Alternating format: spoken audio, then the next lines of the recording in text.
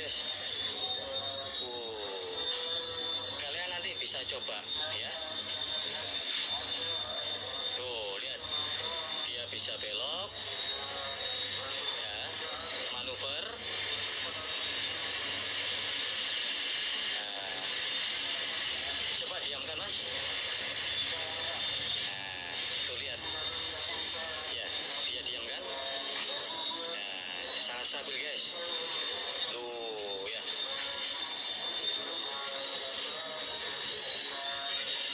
Kalian nanti bisa untuk belajar di helikopter ini ya, helikopter ini udah sangat stabil, udah memakai giro.